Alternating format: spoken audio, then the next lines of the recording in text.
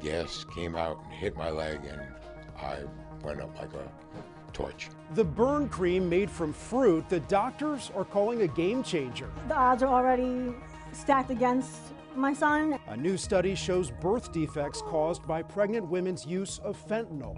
And if you started sneezing a lot recently, it might be from that Christmas tree right inside your living room.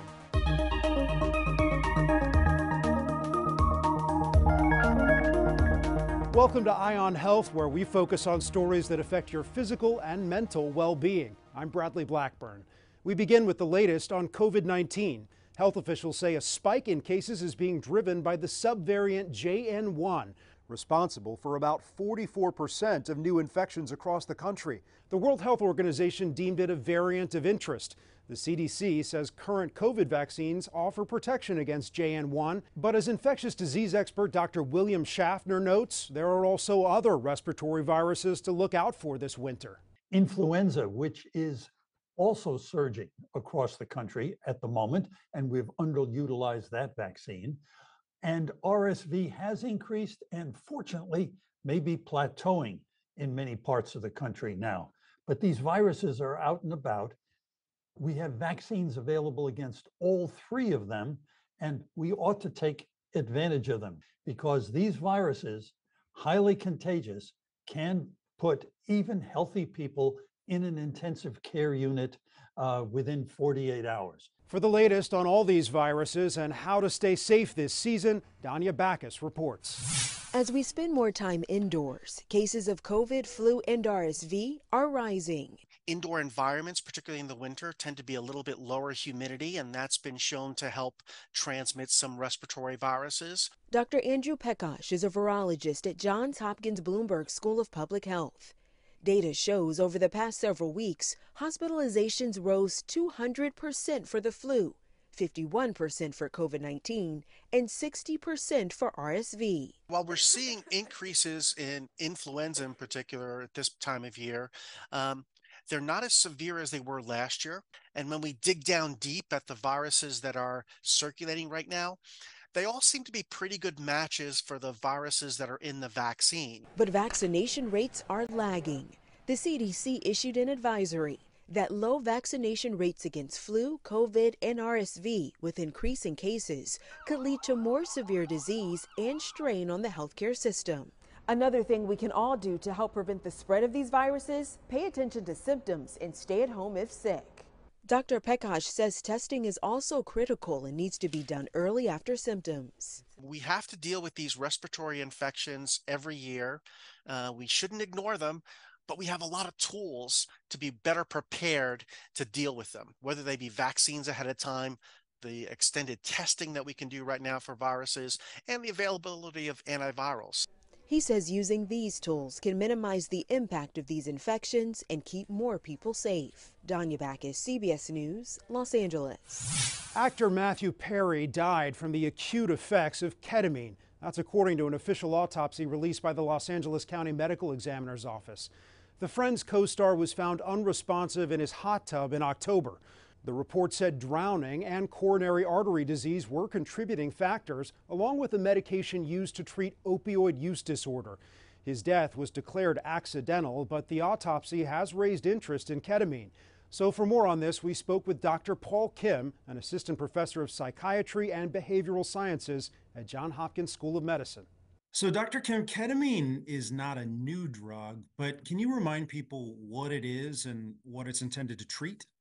Sure. Yeah, so ketamine has been around for a while since its first sort of discovery in the 60s and approval in the 70s as a dissociative anesthetic. So it's been around, for a while. Recently, a form of ketamine has been approved for treatment-resistant depression and major depressive disorder with suicidal ideation and behavior. And so I think that may have also maybe fueled the popularity recently. And it is also considered a hallucinogen as well. Is it possible, can you overdose on ketamine? It is possible, at a significant high dose, it is possible to overdose on it. So it does So one advantage of ketamine is that the doses that it's used, it doesn't typically cause that respiratory depression that other anesthetics can typically cause. And so that's one advantage. But one disadvantage is that it can increase your blood pressure and your cardiac output. So that could be an issue, especially with somebody with a heart disease. No question, doctor, this drug has boomed in popularity in recent years. Part of it is one, I think, there's increasing rate of depression, especially after COVID. I think that again contributes to it. It's a novel mechanism. It's something different. It's not your typical antidepressant that acts through the serotonin receptor.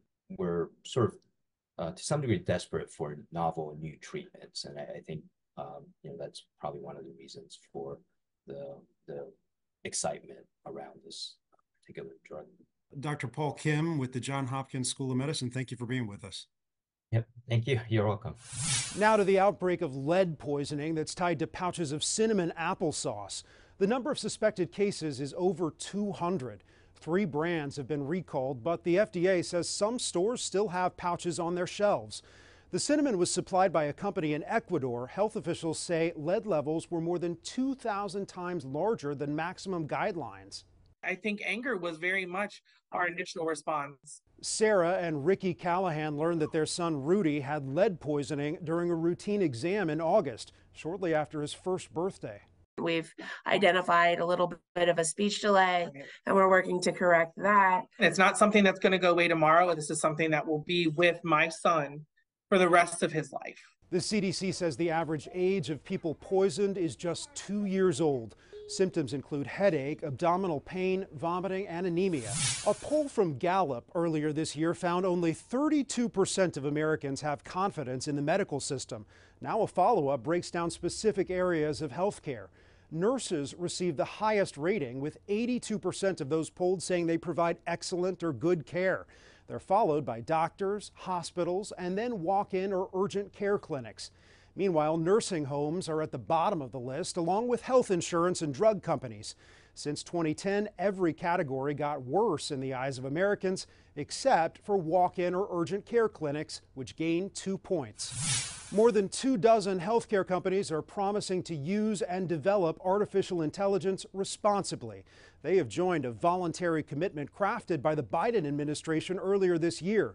The president signed a landmark executive order aimed at ensuring America leads the way in managing the risks of AI.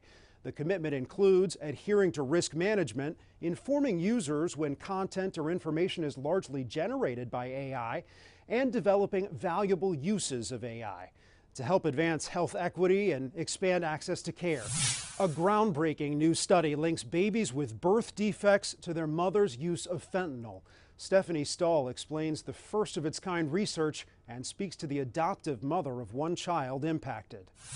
We do bubbles. 2.5-year-old Sammy loves bubbles. He was part of a new study from Nemours Children's Health that found congenital abnormalities in babies born to mothers who use fentanyl.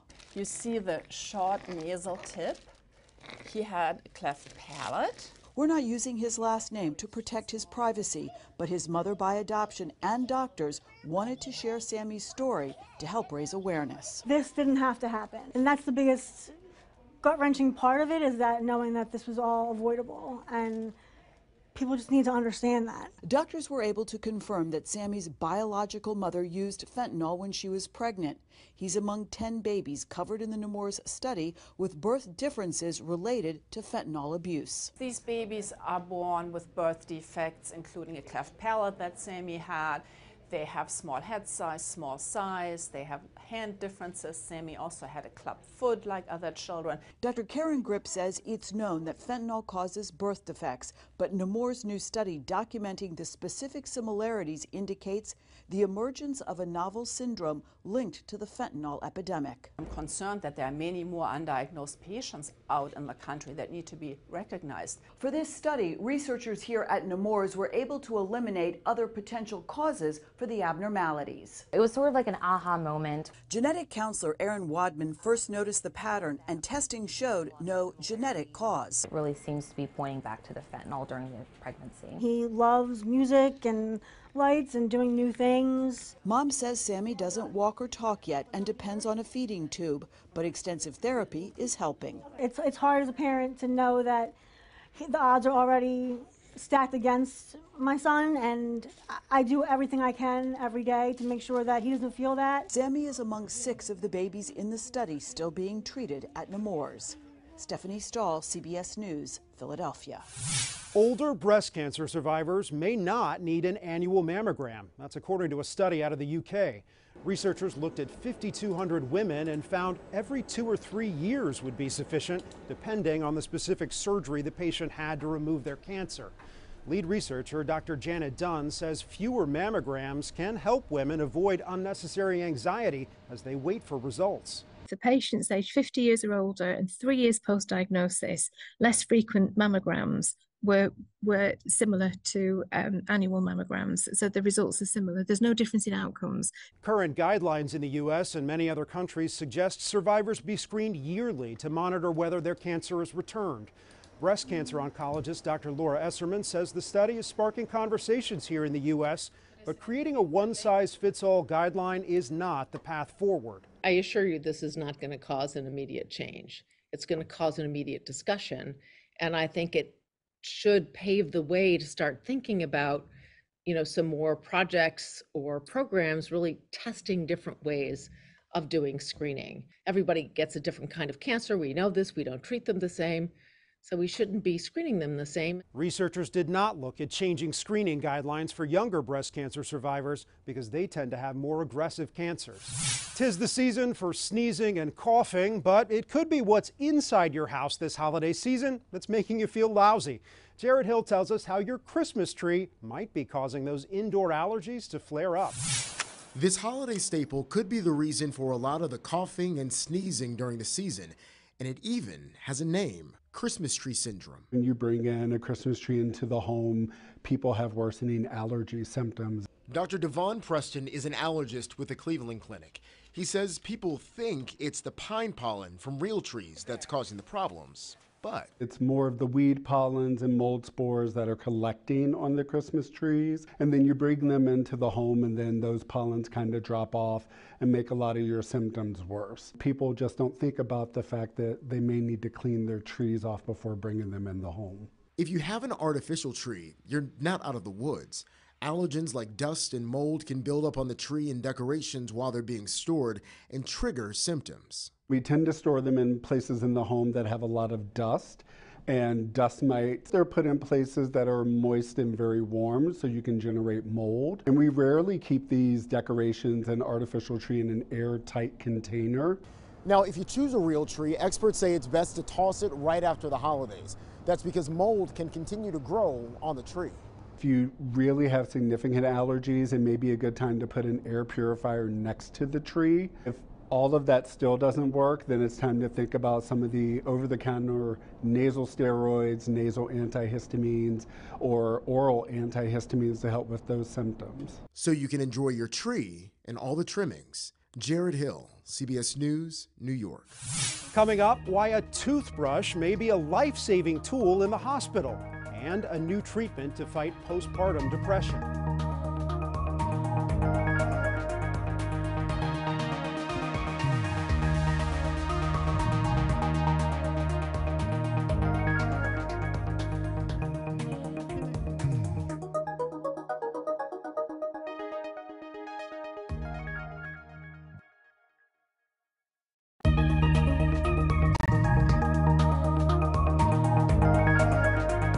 Welcome back. About 1 in 8 women who have given birth experience symptoms of postpartum depression. Now the first oral treatment for women with PPD is available. Danya Backus has more on how it works and one mother's story of getting the help she needed. Caitlin Pratt says her mental health worsened after the birth of her son, Kaysen. I feel like my anxiety went through the roof. I had absolutely no motivation to do anything. I had a newborn baby who obviously needed me, and all I wanted to do was sleep. 3 months later, she knew she needed more help. She saw an ad for a clinical trial testing a new treatment for postpartum depression and enrolled. Her symptoms improved within days. Full of energy. I was like bouncing off the walls. I was going to sleep and I woke up feeling rested. Usual treatment could be with antidepressants, which take weeks to work. Now the FDA-approved prescription drug called Zurzuvae is available, the first pill to treat PPD. There is such a great need for fast-acting antidepressant drugs in all types of depression, but particularly in the very vulnerable period where you have a postpartum mother and baby. Dr. Samantha Meltzer-Brody with UNC Health ran one of the clinical trials. Research showed the medication, taken for 14 days, improved symptoms at day 15 and as early as 3 days for women with PPD. For any mother who is feeling sad, blue in a way that is persistent or interfering with functioning, changes in eating or sleeping, or feeling hopeless, or having any thoughts that life is not worth living, these are all things that should make you contact your doctor right away. It's really important to take care of yourself, not just your baby. Your baby is what matters most, I know, but they also need a happy, healthy mom. Kaysen is now 3 years old. Caitlin says she's grateful she got the help she needed. Danya Backus, CBS News, Los Angeles. Brushing your teeth while in the hospital could save your life. Researchers at Brigham and Women's Hospital have linked brushing your teeth to lower rates of hospital-acquired pneumonia, shorter duration of mechanical ventilation, shorter intensive care unit stays, and lower ICU mortality. Hospital-acquired pneumonia is the most common healthcare-associated infection in the U.S.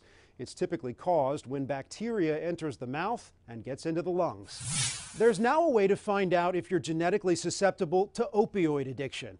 The FDA approved the first DNA test that checks for an elevated risk of developing opioid use disorder. The test, called AVERT-D, looks for a combination of genetic variants. It can be given to people over 18 years old ahead of being prescribed painkillers, like when recovering from surgery.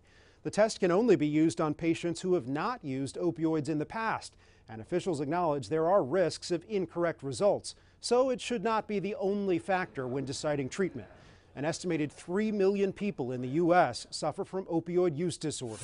Robotic dogs have a wide range of uses, including for military and police. But now a visually impaired student in Australia is hoping to use this robot dog named Spot as a spotter for the blind. There are people that want the benefits of a guide dog, but don't want to look after an animal. Santiago Velasquez says there's still a lot of fine-tuning to do to make this guide dog ready for the world. When he turns, because he's rigid, he is very jerky. His project supervisor estimates there's at least 15 years of work ahead of them before Spot can fully replace a real guide dog. A study from George Washington University found between 2015 and 2019, more than 5 million high school athletes were injured during games and practices. A public school district in Colorado is teaming up with its local children's hospital to help keep student athletes healthy. Because if it's a minor injury and you go back in, that's when you tend to get hurt more. Dr. Jake Willen is one of the doctors watching every snap, block, and tackle this football season, so he's able to better treat injuries. Super insightful because we gain information on how it exactly happens, and a lot of times we don't get an exam like we do on the field because the patients are always guarded or protecting or hesitant. Parents and students at Columbine High School have welcomed the medical oversight. I know the boys are more willing to say if they are hurt or have a question if somebody's standing there to take care of them. It's like good to know that we have someone to take care of us when you're injured who really just knows what we're doing and can support us. Health officials believe this is saving families money because they're avoiding x-rays and other unnecessary hospital visits. After the break, we go to a room designed specifically to calm the nervous system and lower stress and anxiety, and find out what a pineapple has to do with treating burn victims.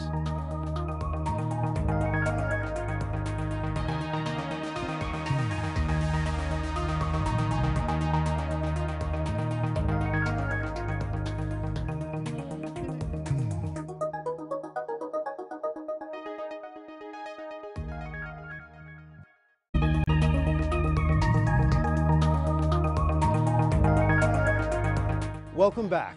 Pineapple is a food with a lot of impressive health benefits, and now it's being used in a cream to help treat victims of burns. Carolyn Gussoff spoke with one of the first patients to be treated with the cream since it received FDA approval. Just to be in a ball of flame was a little indescribable. An indescribable nightmare, says Charles Garrison, a disabled man who was burned at his backyard fire pit. Flashed up and the gas came out and hit my leg and I went up like a torch. The pants I was wearing melted, and when I took the pants off that were on fire, the skin slid off the leg. Just 1 month later, he's healing without any of the surgery or skin grafting that's been the standard of deep burn care for decades. Looks like you had a lot of good healing going on. His burned legs are still tough to look at, but vastly improved, thanks to a novel new treatment recently FDA approved. Stony Brook Medicine doctors call it a game changer. Garrison among the first in the nation to be treated with a cream derived from the stems and core of pineapples called Nexobrid. Enzymes present in the pineapple, bromelain, is actually the enzyme which actually does all of the work for us. It dissolves the burned dead tissue and stops at healthy tissue. Within 4 hours, it completely dissolves the dead tissue. And it's very selective, so it leaves the normal tissue alive. Patients can have this done and not require any surgical intervention. The treatment came to Stony Brook by way of Israel, where Dr. Singer trained 30 years ago. He recently completed a study on its effectiveness. This has completely revolutionized the way we take care of burns. In a matter of months, Garrison will begin to see actual skin and hair instead of enduring months of surgery and painful skin grafts. To a burn surgeon, this is fantastic. I mean, you're showing signs of healing, growth of new skin and new tissue. He offered me no promises, but gave me the world. So now everybody calls me the pineapple guy. When I make my appointments, it's the pineapple treatment. His scars are expected to look as good, if not better, than skin grafting. Carolyn Gussoff, CBS News, Setauket, New York. Students with autism or ADHD can face many challenges. Now, more schools are providing spaces to help create equal opportunities. Michael George introduces us to sensory spaces. Libraries should be the perfect place to study, but NYU grad student Uni Rosie Lee, who's autistic and has ADHD, always finds it hard to focus. I'm very sensitive to particular types of lighting, particular types of sound. The desk lamps were very harsh. A lot of them flickered and strobed, which for me was a bit of a sensory hazard. Rosie isn't alone. People who are neurodivergent have brains that function differently and can have difficulty studying in crowded spaces with lots of light and noise. So NYU created this section of the library designed with their needs in mind. It's called a sensory space. A low sensory space is designed to provide a kind of calming environment for students who may need to take a break from kind of the day-to-day normal kind of interaction in the world. The room is filled with calming blues and purples, low lighting, sound dampening panels, and comfortable furniture for both sitting and lying down. There's even a private pod with customizable temperature and lighting. We listened to individuals that are neurodivergent. You know, what were their needs? That is the most important thing professionals can do, is listen to autistic individuals and really understand what their needs are. More schools are creating sensory spaces. It's even something you'll find in many airports nowadays.